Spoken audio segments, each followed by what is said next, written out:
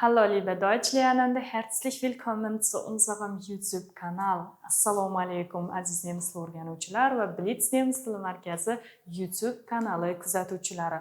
Biz siz bilan A1 darajadan boshlab nemis tili grammatik mavzularimizni o'rganib kelmoqdamiz va hozirda eslatib o'tmoqchiman, bizda B1 darajadagi darslarimiz davom etmoqda va biz B1dagi eng muhim bo'lgan mavzularni birgalikda har bitta videoyimizda o'rganib kelmoqdamiz. Har bitta mavzu, har bitta video siz uchun foydali bo'lyapti degan umiddaman va bunga albatta ishonaman. Har doimgidek videoni ko'rishdan oldin bizning kanalimizga obuna bo'lishni unutmang. Shunda siz yangi chiqqan videolarni hammadan oldin ko'rish imkoniyatiga ega bo'lasiz. Shuningdek, agar sizda B1 darajada nemis tilini o'rganayotgan tanishlaringiz bo'lsa, videolarimizni ularga ham ulashib qo'ysangiz, ular uchun ham bu videolar albatta foydali bo'lishiga ishonamiz.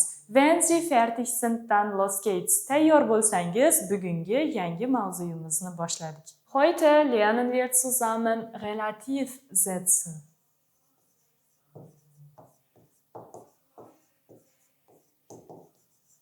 Bu mavzuni o'rganmasdan o'tib keta olmaysiz, chunki bu relativ zats mavzusi B1 darajasidan boshlab o'rganiladi, B2 darajasida ham, C1 darajasida ham davomiy o'rganiladi. Chunki relativ zatslarni, relativ setsini agar siz gaplaringizda qo'llasangiz, schreibenda yoki sprechen-da, bu sizning yuqori darajada ekanligingizni, B1 va undan yuqori darajada ekanligingizni asosiy ko'rsatib turuvchi elementlardan biri hisoblanadi. Chunki bu turdagi gaplarni tuzish, nebensätze, ya'ni qo'shma gaplar, ergash gaplarni tuzish yuqori baholanadi B1, B2 va undan yuqori bo'lgan darajalarda. Shu sababdan bugungi mavzuni yaxshilab o'rganishingizni va agar savollaringiz bo'ladigan bo'lsa, izohlarda bemalol yozishingizni va agar darsdan keyin misollar yozmoqchi bo'lsangiz, ularni ham izohlarda yozishingizni so'ragan bo'lardik. Bu bilan siz mana shu mavzuni yaxshi o'zlashtirib olasiz va schreiben sprechenda bugundan boshlab qo'llashni boshlaysiz. Bu esa sizning yuqori daraja ekanligingizni ko'rsatib turuvchi asosiy vosita hisoblanadi. Demak, relativ sätze mavzusini biz oldin A2 darajasida ham qisqa holatda o'rganib ketganmiz. Bugun esa relativ sätze dativ, ya'ni dativda kelishini, shuningdek Präpositionen, predloglar bilan kelishini o'rganamiz. Relativ Sätze, Dativ und mit Präpositionen. Buning uchun oldin bitta gap yozib olaylik. Auf dem Tisch liegt ein Buch. Mana stol ustida bitta kitob yotibdi, to'g'rimi? Endi siz mana shu kitobni belgilab qo'yaman.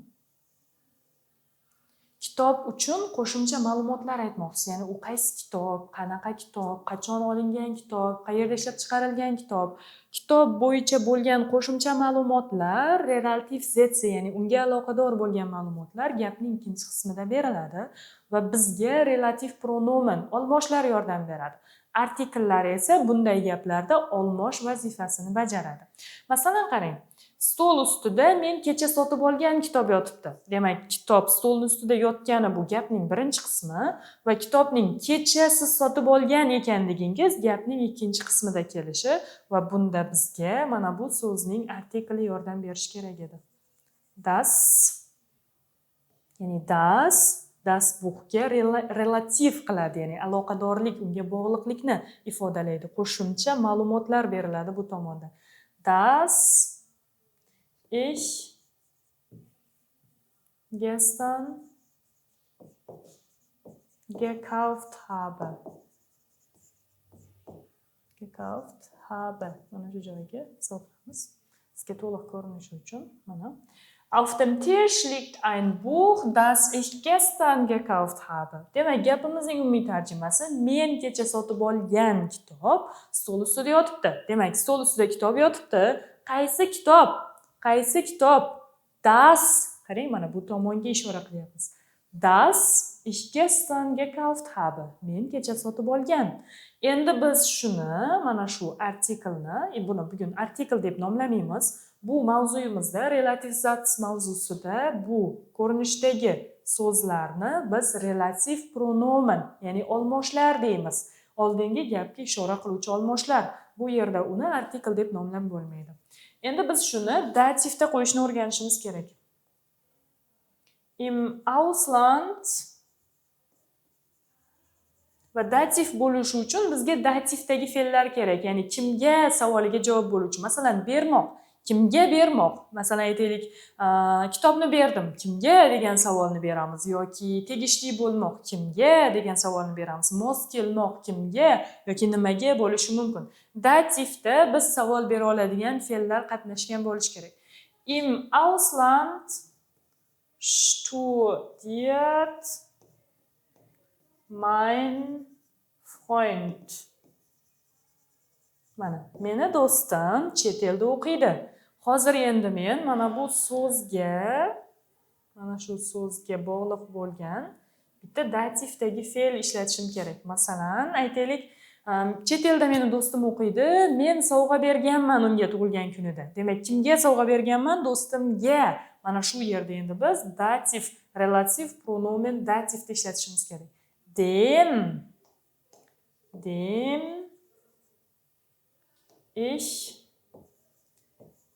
Geschenk gebe yoki boshqa narsa bo'lishi ham mumkin. Faqat mana shu turgan verb dativ talab qilish kerak. Wem kimga berding yoki nimaga berding bo'lishi mumkin. Masalan, endi gapning umumiy tarjimasi men sovg'a bergan do'stim, men tug'ilgan kunida unga pul bergan do'stim yoki men mashina sovg'a qilgan, men telefon sovg'a qilgan do'stim chet elda o'qiydi.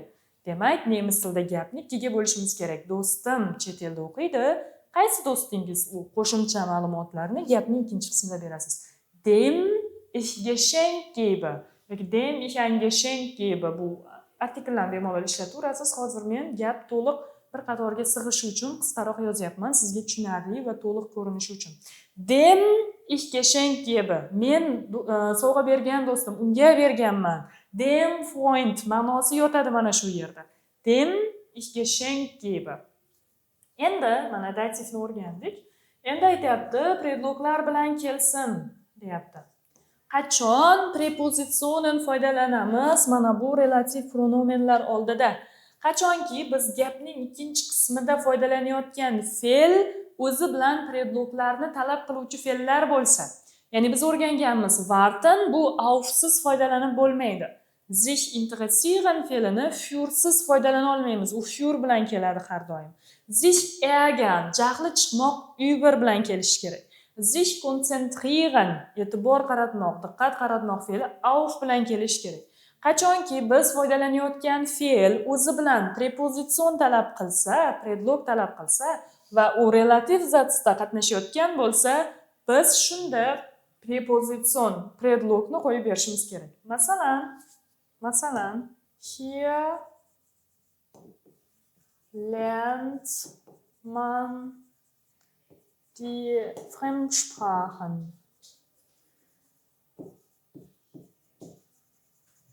Mana qarang, bu yerda chet tillarini o'rganishadi. Va men shuni relativ zats qilmoqchiman va mening gapimda sich interessieren für qiziqmoq fe'li qatnashyapti. Qarang, bu yerda chet tillarini o'rganishadi. Men ham qiziqadigan, ya'ni men qiziqadigan chet tillarini shu yerda o'rganishadi. Gapimiz ikki qismdan iborat. Mana shu joyda chet tillarini o'rganishadi. Men ham qiziqadigan deb ikkinchi qismda gap aytishim kerak. Mana shu yerda men qiziqmoq fe'lining predlogini qo'yaman. Birinchi bo'lib für va mana bu so'zning artiklini qo'yaman. Für die. Ya'ni men nimalarga qiziqyapman? Mana chet tillariga. Uni artiklini qo'yishim kerak va bu yerda biz uni artikl deb nomlamaymiz, relativ pronomen deb nomlaymiz. Für die ich mich auch interessiere. Demak, biz o'zbek tilida to'g'ri aytadigan, bitta gap qilib aytadigan uzun qo'shma gaplarimiz nemis tilida ikkiga bo'linishi va ular orasida relativ pronomen va ba'zan prepozitsionen ham joylashishi kerak. Qachonki biz foydalanayotgan fe'l o'zidan keyin bitta predlogni talab qiladigan bo'lsa. Mana bu tomonni ko'rib olsangiz bo'ladi. Hier lernt man die Fremdsprachen. Bu yerda chet tillarini o'rganishadi. Für die deganda nimani nazarda tutyapman? Nimaga relativ qilyapman? Nimaga bog'layapman? Chet tillariga. Für die ich mich auch interessiere. Men ham qiziqadigan chet tillarini demoqchi gap. Ya'ni bu yerda, mana shu joyda men ham qiziqadigan chet tillarini o'rganishadi degan gap nemis tilida ikkiga bo'linadi. Hier lernt man die Fremdsprachen. Für die va men keyingi gapimda relativ qilishim kerak. Für die ich mich auch interessiere. Va bu yerda für, auf, anlar kelishi siz foydalanayotgan verbga bog'liq bo'ladi. Hech narsa talab qilmaydigan oddiy fe'llar, oddiy pronomenlar bilan kelaveradi. Shunchaki uning dativ yoki akkuzativ ekanligini farqlab olsangiz bo'ldi. Yana bitta gap tuzib ko'raylik. Masalan, sich ärgern, jahli chiqmoq über bilan keladi. Ich habe einen Nachbarn. Meni bitta qo'shnim bor. Nachbar. Ich habe einen Nachbarn. Meni bitta qo'shnim bor. Ich habe einen Nachbarn. Xo'sh. Har doim jahlim chiqadi-da, undan jahl chiqmoq über bilan keladi va u akkuzativ talab qiladi. Demak, men mana bu yerga birinchi bo'lib über qo'yaman. Keyin mana bu so'zning artiklini nimaga qo'yaman? Akkuzativga. Über den ich mich ärgere. Mana qarang. Men jahlim chiqadigan bitta qo'shnim bor degan gap. Ich habe einen Nachbarn, über den ich mich interessiere. Entschuldigung. Über den ich mich ärgere. O'shandan jahlim chiqadi. Ya'ni mana bu bilan men oldingi gapdagi nachbarga relativ qilyapman. Ya'ni unga aloqador bo'lgan qo'shimcha ma'lumotni mana bu tomonda beryapman.